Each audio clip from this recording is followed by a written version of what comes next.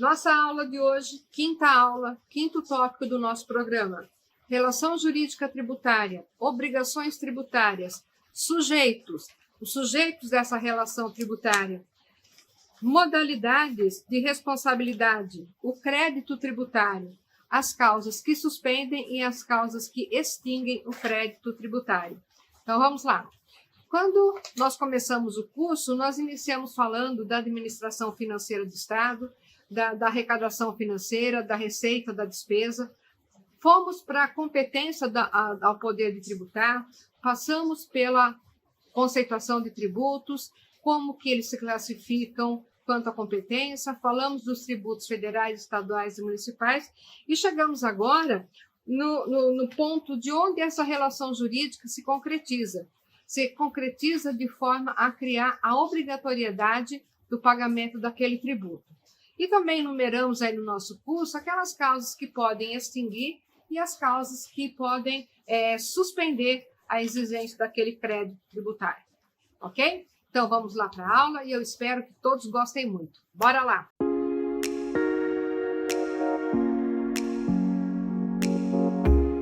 Nós vimos que, e estudamos isso na faculdade, que ninguém pode ser obrigado a fazer ou deixar de fazer nada senão em virtude da lei. Essa é uma previsão constitucional e eu diria que é a mais importante, porque senão viveríamos uma tirania, não é verdade? Então, alguém só pode obrigar alguém a fazer algo se a lei tiver estabelecido nesse sentido.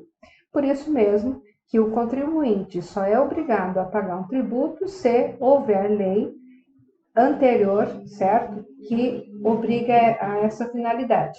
Lembrando que para a expedição, para a elaboração e para a implantação de uma lei tributária, é indispensável que o ente tributante tenha sua competência estabelecida lá na Constituição Federal. Beleza? Então, a lei define que a relação tributária vai sempre decorrer da prática de um fato gerador e o objeto é o pagamento do tributo ou da penalidade. Ok? Então, é muito tranquilo até aqui. A gente sabe, então, que a relação tributária sempre vai decorrer da lei. Não existe outro tipo de relação jurídica que não seja relação jurídica tributária, que não decorra daqueles fatos que a lei elegeu como geradores da obrigação tributária. Então, agora a gente já pode definir o que é a relação tributária. A relação tributária é o poder jurídico, ok? Por força do qual o Estado, que é o fisco, pode exigir de um particular, o contribuinte, uma prestação positiva ou negativa nas condições definidas em lei. Certo? Então, 3 são os elementos que são indispensáveis para que a relação tributária se perpetue. Então, vamos lá. O sujeito ativo, o sujeito passivo e o objeto. O sujeito ativo é aquele que detém o poder de obrigar a fazer ou não fazer, certo? O sujeito passivo, ele é o indivíduo obrigado a fazer ou deixar de fazer algo. E o objeto é o conteúdo da própria prestação tributária, ou seja, é o fato gerador, ok? Então, tecnicamente, como se define essa relação jurídica tributária? A relação jurídica tributária é o conjunto de atos e procedimentos existentes entre o contribuinte e o fisco que tem por objeto a obrigação. Inicia-se com o fato gerador, que é concretizado da hipótese de incidência e evolui por várias fases, culminando com a extinção do crédito tributário. Então, nessa definição, mencionamos hipótese de incidência. A hipótese de incidência é a descrição legislativa do fato. É o que está, deixa eu colocar o marca-texto aqui, é o fato que está descrito na lei como aqui incide um tributo, certo? Então, uma vez ocorrendo aquele fato que está previsto na lei, vai acarretar o surgimento de uma relação jurídica tributária e, portanto, a obrigação de pagar, que é a determinada relação jurídica tributária principal. Ainda sobre o mesmo aspecto desse conceito de hipótese de incidência, a gente pode pensar no aspecto antecedente material, ou seja, ela vai acontecer, essa incidência, se o contribuinte auferir renda, prestar serviço, importar produto, comprar um carro, comprar um imóvel, receber, auferir renda, eu já falei. Já no aspecto temporal, ela vai ocorrer quando houver a consumação de um fato gerador. Por exemplo, o ITBI, o IPVA. O ITBI, Imposto de Transmissão de Bens Intervivos, só vai acontecer quando esse bem for transmitido para uma terceira pessoa. No aspecto espacial, ela trata, a hipótese de incidência, trata de verificar quem é o competente para receber, administrar e fiscalizar aquele tributo, certo? Por exemplo, considera-se prestado o imposto devido no local do estabelecimento do prestador, certo? Então, na prestação de serviços, o imposto ISS-QN deve ser recolhido onde foi prestado o serviço, no estabelecimento do prestador, ok? Entenderam? Bom, até aí tudo bem. Então, a hipótese de incidência é onde a lei falou que vai incidir. E o fato gerador? O fato gerador é uma situação abstrata. Ele existe abstratamente até o momento que ocorra o caso concretamente. Então, vamos lá. Eu comprei um imóvel. A partir do momento que eu comprei um imóvel, nasceu a obrigação de pagar o IPTU. Eu ganhei um ótimo honorário. A partir dessa renda, eu tenho a obrigação de recolher o imposto de renda da pessoa física. Eu utilizo o solo para andar com o meu carro. Esse é o fato. A partir daí, nasceu minha obrigação de pagar o IPVA. Ainda temos que o fato gerador, sobre o aspecto quantitativo, ele significa qual será a alíquota a ser aplicada em determinada base de cálculo. Por exemplo, digamos que A recebeu a título de honorários 50 mil reais. Esses 50 mil reais é a base de cálculo. A alíquota, que nós vamos ver logo mais aqui, estabelecida para aquele que ofere renda, pela tabela que está disponibilizada no material, ela é de 15%. Então, fazendo as contas de 50 mil vezes 15% dá X. Mas essa mesma tabela fala de um valor a ser deduzido, certo? É uma questão da tabela. Então, em cima disso, eu vou descontar aquele valor de dedução e eu vou chegar, então, ao meu tributo que eu devo pagar. Ok? Na base de cálculo, qual é o fundamento aqui da base de cálculo? A base de cálculo é a medida do fato gerador. Se o montante a ser pago a título de tributo já estiver determinado na lei, então não tem base de cálculo. Em que sentido isso?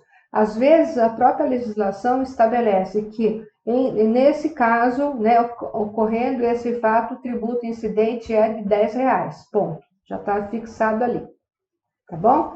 Agora chegamos aqui à alíquota.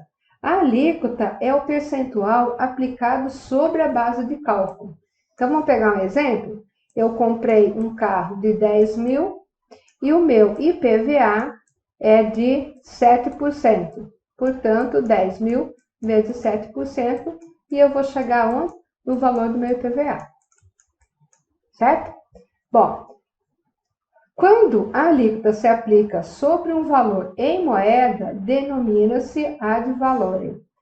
Aí é muito simples. Às vezes, essa alíquota é aplicável sobre aquela margem, sobre aquele quantum, então é chamado na legislação tributária como ad valorem.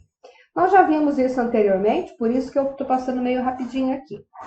Agora a gente já pode definir, então, o que é uma obrigação tributária. A obrigação tributária é uma relação jurídica. Ela decorre da lei. Nela estão presentes o sujeito ativo e o sujeito passivo, certo? E elas podem ser de natureza principal ou acessória. Natureza principal, que é a obrigação de pagar o tributo, e, eventualmente, juros e multa. Então, nesse ponto, é muito importante a gente lembrar que a multa, ela é parte da obrigação principal, mas não é tributo, uma vez que o próprio tributo é definido como uma prestação obrigatória compulsória, desde que não caracterize sanção por ato ilícito. E se tratando de multa, é uma sanção por ato ilícito, ok? Então, a principal é a obrigação de pagar e a acessória é aquela que decorre do não pagamento de um tributo. O sujeito ativo. O sujeito ativo, como nós falamos, ele é o credor da relação tributária. Então, quem é ele? É o fisco. Estou melhorando na escrita aqui. Ele é o fisco. Deixa eu ver se eu consigo fazer diferente. Ele é o fisco. Então, a sujeição ativa refere-se ao credor da relação tributária. E ele está representado pelos entes, que são União, Estados, municípios e o Distrito Federal, certo? O polo ativo, ele tem como que eu diria? Como uma pessoa jurídica, aquelas de interesse público, né? São aquelas pessoas jurídicas de direito público, como, por exemplo, sujeito ativo direto, União, Estados, municípios e Distrito Federal. Mas existe também o grupo dos denominados sujeito ativo indireto. Quem são eles? CRA, CRM, CRC, OAB. Ou seja, eles possuem capacidade ativa para cobrar, né, aquilo indireto, legitimidade ativa para cobrar do seu grupo de profissionais um tributo para que ele possa advogar, ou possa ser engenheiro, possa ser arquiteto, possa ser contador, ok? E o sujeito passivo? O sujeito passivo refere-se ao lado devedor da relação tributária. E nesse caso, são aqueles a quem é destinado à invasão patrimonial e à retirada compulsória de valores a título de tributos. O sujeito passivo direto, tá? Então, aqui é o devedor. Devedor. O sujeito ativo direto é aquele que tem uma relação pessoal com o fato gerador. Então, por exemplo, proprietário de um bem imóvel, ele é sujeito passivo direto do IPTU. Já o indireto é uma terceira pessoa escolhida pela lei para pagar aquele fato sem que ele tenha realizado o fato gerador. Por exemplo, o imposto de renda, tá? Imposto de renda retido na fonte. Nós vamos ver já mais à frente. Bom, então vejam que essa matéria da relação e das obrigações tributárias não requer muita atenção no sentido de ser importante na nossa lida diária, já que são assuntos que são, né, corriqueiros aqui na advocacia. No entanto, a gente precisa ficar atento ao que vem daqui por diante com relação às responsabilidades, ok? Com relação ao domicílio tributário, nós já vimos passando na aula anterior. Então, das pessoas naturais, o local residente domiciliado. Nas pessoas jurídicas de direito privado, as do local da sede da empresa, ok? E das pessoas jurídicas de direito público, onde qualquer uma das suas repartições esteja situadas. Então, esse sujeito ele é de qualquer cidade, qualquer estado, ok? E uma coisa importante é que naqueles lugares onde não é possível aplicar essas 3 regrinhas, é considerado domicílio tributário onde se encontrarem os bens do devedor ou onde ocorrerem os fatos que deram origem à obrigação. Por que é tão importante pensar aqui no domicílio tributário? Porque uma vez não paga a obrigação tributária,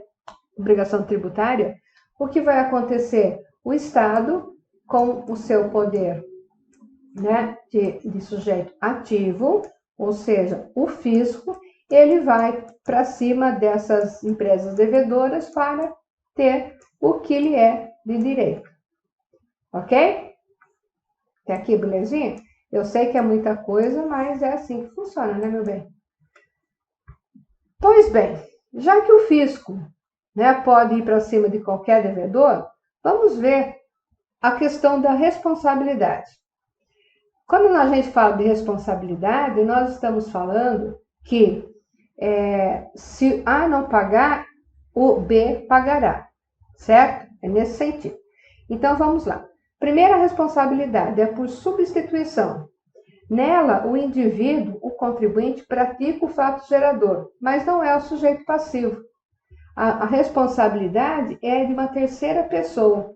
Exemplo, imposto de renda retido na fonte.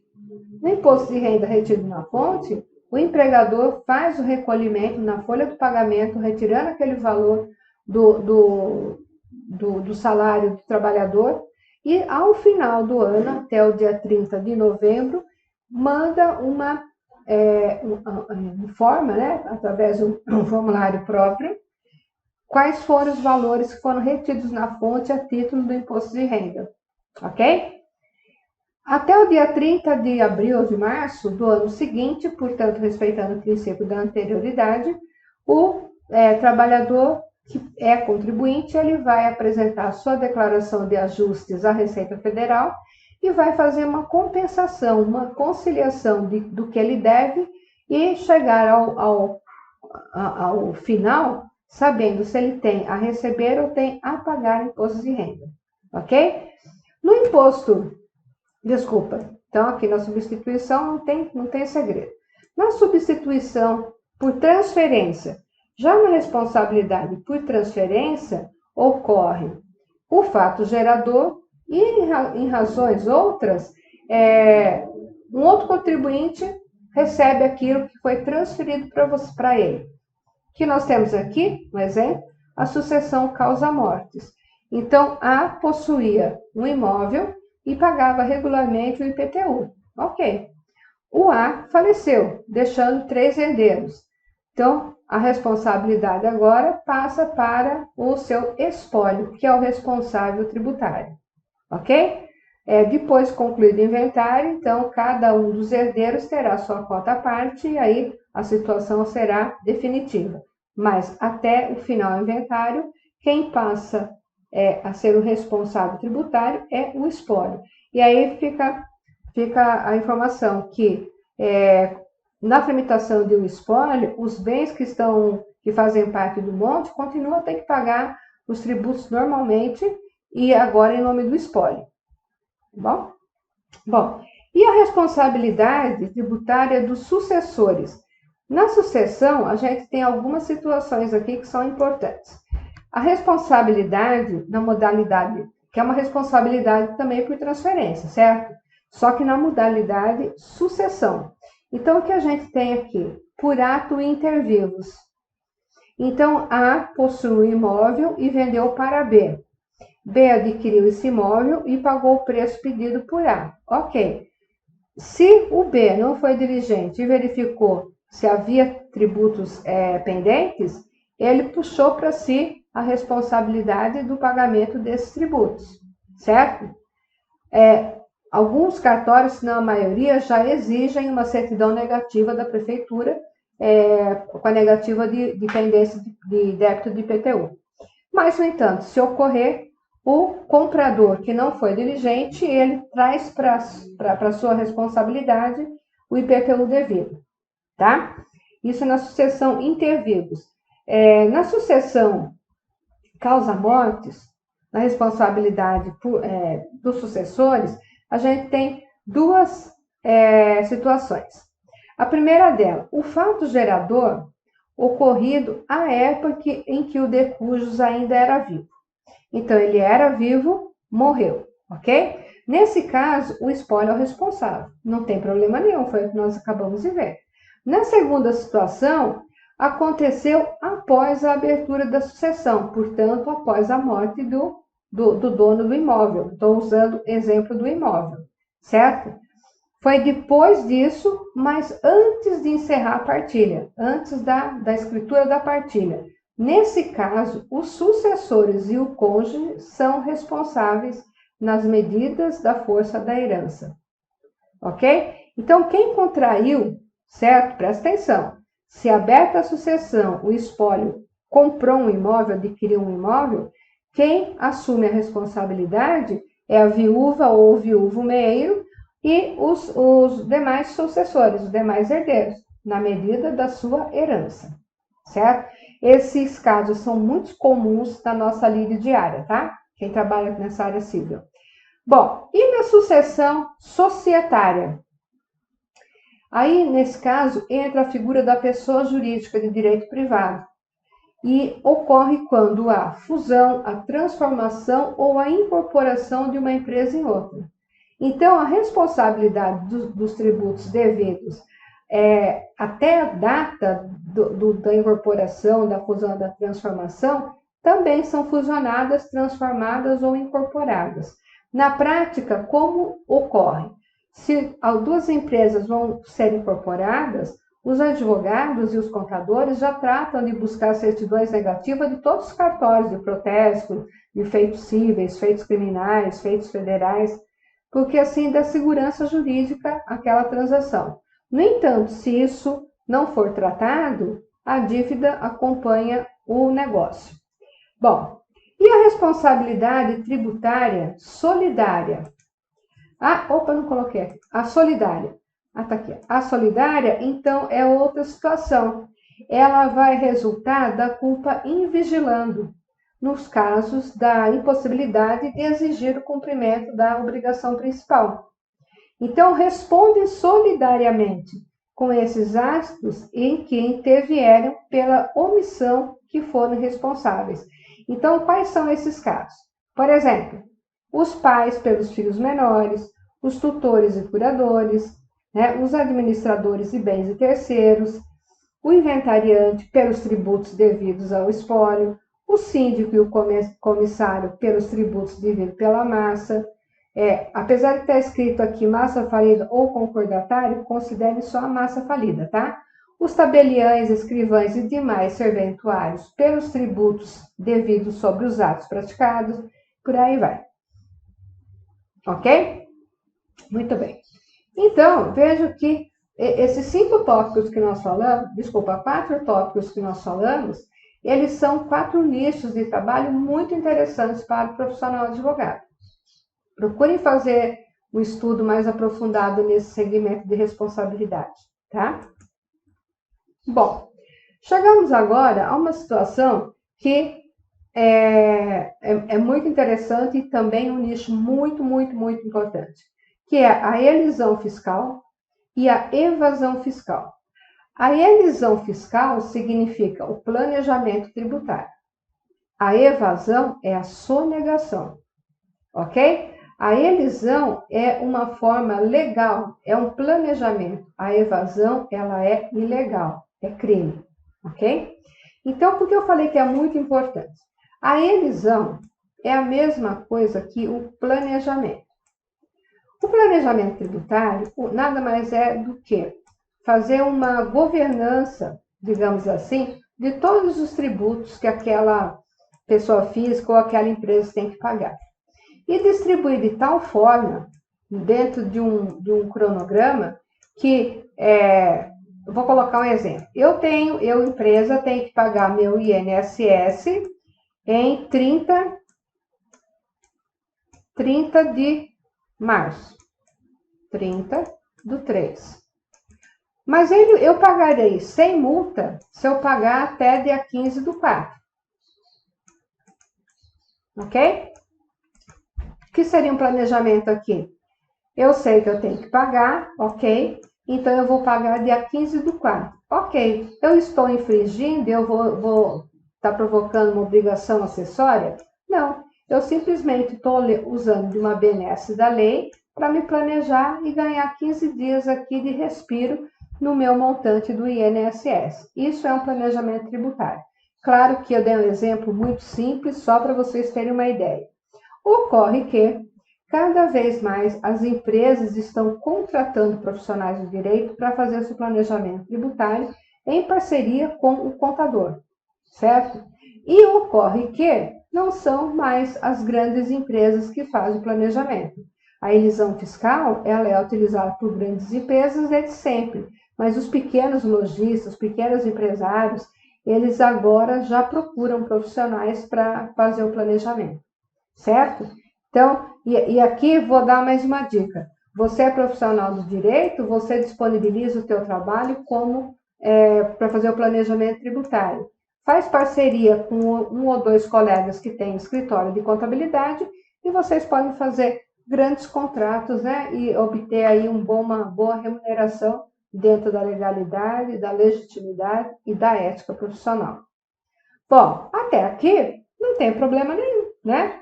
A elisão fiscal é uma atividade preventiva, né? Tem como fator de análise o tributo e projeta, né? Quais são os atos, será que, e além desse exemplo que eu dei, né? Será que está correto esse tributo aqui? Será que não está cobrado a mais? Vamos conferir as alíquotas, vamos ver se tem uma forma menos onerosa, ou seja, tem N possibilidades aqui.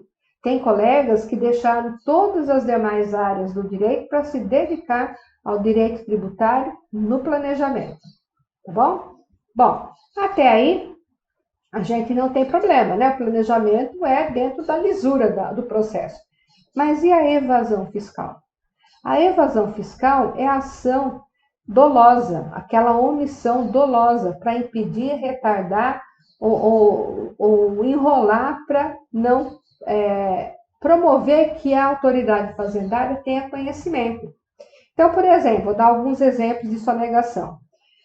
Omite a ocorrência do fato gerador, não emite a nota fiscal, certo?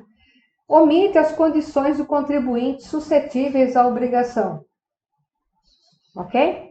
E o crédito tributário, então, ele vai nascer dessa situação como um todo, vai falar, não houve evasão fiscal, está dentro do meu planejamento tributário, então dentro da elisão, então vamos ver como que se processa agora esse crédito tributário. O crédito tributário é a prestação, né, em moeda que eu tenho que pagar. E ela decorre daquele conceito de tributo que autoriza que o fisco cobre do sujeito passivo, que é o contribuinte, pelo fato gerador que ele praticou. O crédito tributário é a própria obrigação que já está lançada lá no fisco, titulada e individualizada. Ok? Eu não pulei o slide. Certo? Então, ele já está lançado. O que é lançado? Já está anotado lá, ou na prefeitura, ou no estado, ou na União, que o fulano A tem que pagar X de imposto sobre a renda. O lançamento é isso. O crédito, ele nasce de onde? Fato gerador, hipótese de incidência, alíquota e chega-se à relação tributária. O lançamento vai chegar a esse valor X, que já está ok, está aferido, e vai transformá-lo no lançamento tributário. Certo? Em suma, o crédito tributário, ele é a determinação quantitativa do tributo. Certo? Bom, o lançamento tributário, ele vai fazer o quê? Ele verifica se ocorreu mesmo aquele fato gerador, ele vai saber se a matéria é tributável, ele vai calcular o tributo e o débito a vencer, vai verificar se aquele sujeito passivo é realmente ele que tem que pagar e vai propor uma penalidade caso ele não pague. Ok? Então, quando a lei não fixa prazo nenhum para pagamento do tributo, significa que ele vence 30 dias após a notificação do lançamento. Certo? Ou seja, o Estado fez um lançamento de ICMS na minha empresa, no meu CNPJ. Se não colocou vencimento dia 20 de março, então significa que vencerá daqui a 30 dias. Tá? Muito bem. Quais são as hipóteses, então, que suspendem essa cobrança, né, do crédito tributário, que suspendem a exigência? Primeiro, a moratória. O que é a moratória? Moratória é uma medida de política fiscal que a lei determina a suspensão do recolhimento do tributo. certo? Então, suspende-se, é feito por meio de lei, pode ter um caráter geral ou individual, geral vale para todo mundo, individual só para um grupo, tá? Também suspende o crédito de trabalho não, gente, olha, crédito tributário, tá? Também suspende o quê? O pagamento, o depósito integral. Então, fez o pagamento, o que aconteceu? Suspendeu. Pagou, certo? O pagamento, aqui está repetido, desculpa aí, gente. E também suspende o quê? A concessão de liminar e mandado de segurança. Então, às vezes, o profissional, ele entra com uma segurança pedindo a suspensão, né, liminar daquele tributo, porque tem alguma divergência de alíquota, de fato gerador, de contribuinte direto ou indireto. Então, o juiz, dando essa ordem de suspensão, vai se aguardar o julgamento do mérito e aí sim se decide quem é o responsável tributário, certo? Muito bem. Também o pagamento ou a remissão. Aqui é o pagamento, não é o pagamento integral, tá? Pagamento ou remissão, vocês sabem que não significa a mesma coisa, porque o pagamento eu paguei, né? É o cumprimento da prestação. E, tá? Então, já a remissão é como se fosse tirar uma parte do que é devido para você pagar, dar um desconto para você pagar, certo? Bom, a outra forma que vai extinguir o crédito tributário é a repetição do indébito. O que é a repetição do indébito?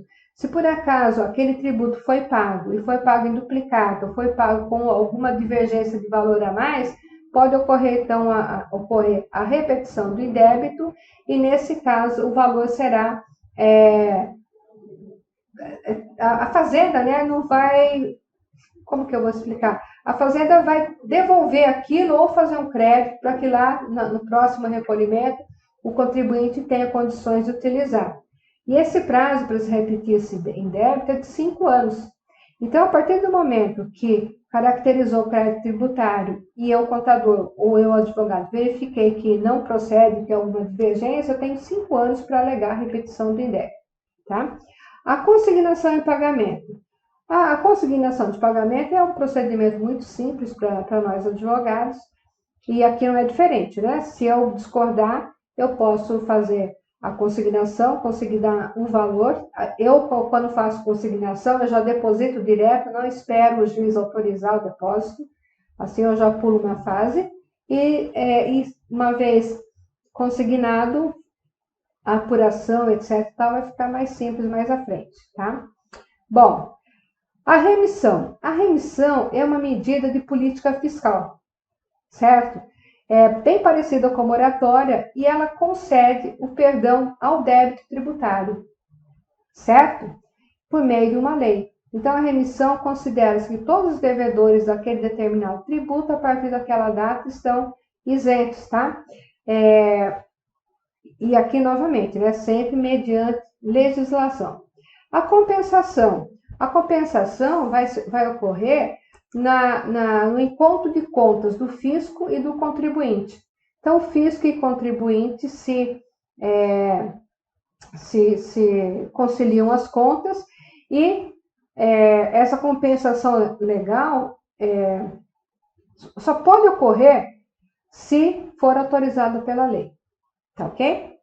A transação. A transação é um acordo celebrado com base em lei entre o fisco e o contribuinte, certo? Então, as próprias partes, elas, mediante concessões recíprocas, põem fim ao litígio judicial, chegam a um consenso e suspende-se, então, a cobrança daquele tributo, né? Claro que sempre o Estado, na figura do fisco, vai ser privilegiado. E a prescrição e a decadência, que vai extinguir também o crédito tributário, que são aquelas categorias que pertencem aos ramos do direito, né? Então, a prescrição e a decadência, vocês lembram, é a perda do direito, né? Por não exercer dentro do prazo de tempo determinado. E a prescrição, a perda do direito de ação inerente àquele direito, certo? Então, eu só quero pedir a vocês que me desculpem, que acho que a hora que eu fui fazer a correção, passar o corretor, todos esses últimos slides aparecem do crédito de trabalho e, na verdade, é crédito tributário, tá? Então, por favor, façam essa correção, certo? Porque eu também só vi agora, então aqui é tributário, tá bom? Vocês são doutores, vocês certamente me perdoarão, ok? Bom, e finalmente, nós temos a nossa referência bibliográfica. Esse conteúdo aqui é o mínimo do mínimo, então sugiro que vocês estudem mais. Existem cursos disponíveis aí sobre planejamento tributário, então procurem e sigam firme nesse segmento aí, tá bom? Então espero que vê-los na próxima aula e agradeço muito a atenção de todos. Obrigada. Superamos mais uma fase? Tópico 5, estudado, aprendido, e agora vocês têm a semente para plantar e seguir firme aprendendo cada vez mais, ok? Não confie na memória, não confie em tudo ter no Google, não confie no computador. Faça o seu caderno, anote, monte canetinha de várias cores. Seja um estudante, não seja um frequentador da aula, ok?